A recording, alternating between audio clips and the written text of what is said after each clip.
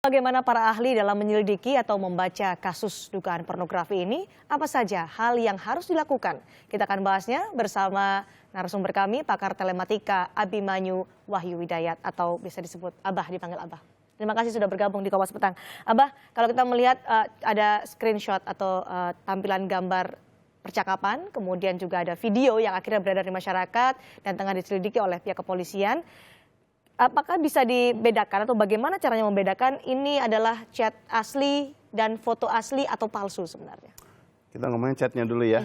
Nah, kalau yang namanya chat, sekarang kita harus melihat konten yang disebar di sosial media itu meniru aplikasi apa. Misalnya meniru aplikasi WhatsApp, berarti kemudian kita tinggal membuktikan, menguji apakah memang WhatsApp tampilannya seperti itu atau tidak. Gitu loh ya. Nah, kenapa saya pergi mengarah ke sana? Saya orang telematika. Ya, jadi saya tidak pernah masuk kepada konteks pembicaraan itu semua. Telematika tidak pernah mengartikan kata-kata gitu loh, tetapi membuktikan hal yang teknis. Dari yang beredar di sosial media, itu apakah bisa dikatakan atau bagaimana bisa melihat ini asli dan juga palsu dari pengamatan Anda? Oke, sebetulnya kita harus bisa memeriksa kalau sampai bilang asli apa palsu, statement itu sampai keluar dari mulut, itu adalah setelah kita memeriksa suatu device. Ya, nah, analogi yang ditampilkan di sosial media ini sekarang adalah adanya dua pembicaraan ini, di mana yang lawan bicaranya adalah si pria. Nah, berarti ya seolah-olah si pelaku pembocor ini adalah menggunakan perangkat yang si wanita. Nah, kita harus buktikan betulkah ada perangkat tersebut. Kemudian kedua, betulkah ada chat ini.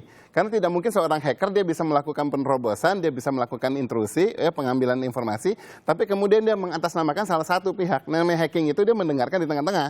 Jadi pembicaranya nggak ada muka satu. Tetapi ada interupsi di situ artinya kalau hacker. Iya, kalau interupsi di sini dia mengintip berarti penyadapan, intersepsi ya. Nah, saat dia melakukan penyadapan di sini, ini bisa kelihatan. Yang namanya komunikasi di sini adalah dua pihak sejajar. Tetapi saat yang tampilnya ada suatu pria saja, nah yang di sini berarti perangkat si wanita yang perangkatnya kan. Satu ya.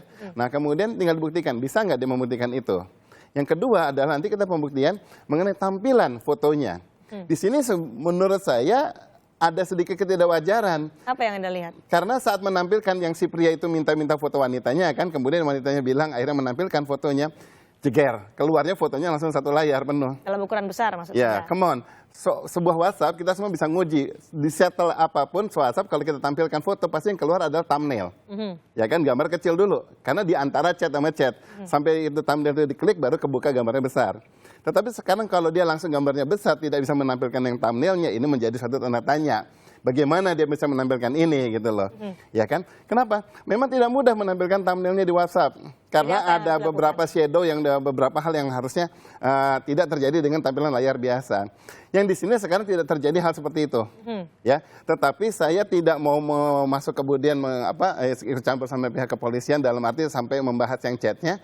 Karena polisi tidak memintanya ke sana. Mungkinkah yang semua beredar di masyarakat di media sosial ini adalah hal yang dipalsukan?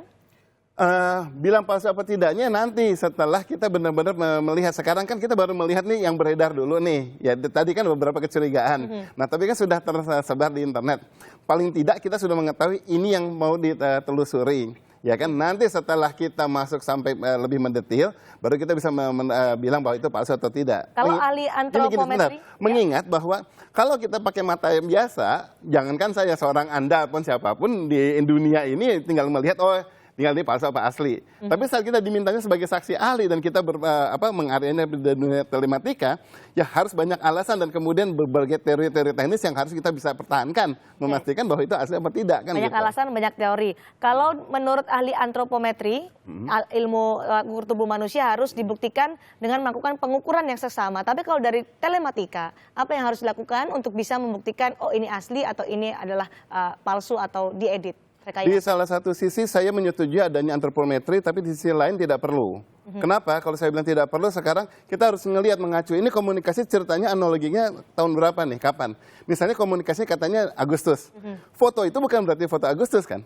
Foto itu bisa foto 1 tahun sebelumnya atau berapa yang dimana kulit manusia, tubuh manusia kalau dari udah sisi telematika, dari screenshot yang beredar, dari video yang maksudnya foto, kemudian ada rekaman audio juga yang beredar. Dari sisi telematika, dari sebagai ahli telematika, apa yang harus dibuktikan, apa yang diukur kalau misalnya ukurannya antropometri, pengukuran secara seksama, mendetail. Tapi kalau dari sisi telematika? Telematika kita lebih bicara masalah visual. Kalau dia sekarang melakukan foto dari sisi begini, minta aja bersangkutan foto lagi begini, kita lihat. Dan dia di depannya, di bawahnya ada tegel kan. Dia foto begini, dia ambil tegel, kemudian kita lakukan transparansi terhadap tegel. Akan kelihatan cocok apa tidak, satu. Yang kedua mengenai salah satu anggota tubuhnya, dia mempunyai kekhasan, ya, tanda lahir. Saya nggak mau menyebut apa gitu loh.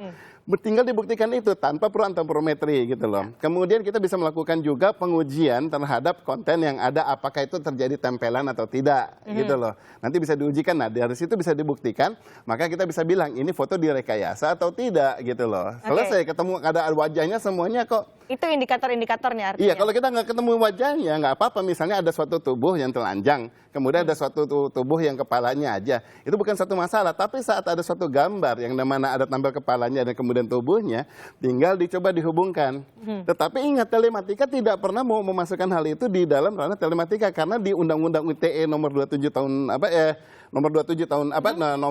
ayat 1, ya, pasal 27 ayat 1, itu dibilangnya adalah pengunggahnya yang akan dipermasalahkan, bukan perekamnya, pengunggahnya. Yang kalau perekaman, penyimpanan dan kemudian menjadi aktor, itu ada undang-undang pornografi. Gitu loh. Itu kita mengingatkan pada kasus beberapa saat lalu ya waktu iya, itu? 2010. 2010. Kita ingat yang memperlibatkan beberapa artis kan, misalnya. Nah itu tahun 2010 itu juga yang sama, tergantung dari tanggalnya, kemudian tanggalnya siapa pelakunya, dari rekamannya, itulah yang dibuktikan gitu di undang-undang pornografi. Karena sudah 2008 kan sudah aktif undang-undangnya. Yang muncul di masyarakat adalah saat ini ada yang berbicara atau berpendapat ini adalah rekayasa, ini adalah yang asli. Untuk hal yang rekayasa, apakah ada hal-hal tertentu yang bisa kita ketahui karena ada aplikasi yang bisa memalsukan aplikasi WhatsApp yang seperti yang digunakan dalam kasus ini? Mungkinkah ini dilakukan rekayasa?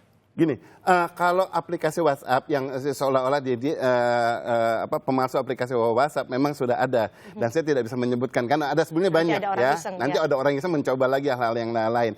Tetapi kita bisa melakukan beberapa pembuktian. Yang tadi saya bilang ada beberapa ciri WhatsApp yang harusnya bisa terjadi, tetapi kalau di sini tidak terjadi. Nah, kita perlu menanyakan, apakah saat dia menayangkan ini semua informasi ini sebetulnya dia memisahkan antara foto yang wanita itu bukan ceritanya dari WhatsApp. Ini ada satu tempelan. Ya karena dia tidak berani tampil kan si Anonymous ini kan. Nah jadi itu alasan itu yang harus tampilkan. Kalau dia bilang semuanya bahwa ini semuanya WhatsApp. Misalnya dia bilang ini ujung-ujung ini semuanya WhatsApp. Buat saya sih gugur.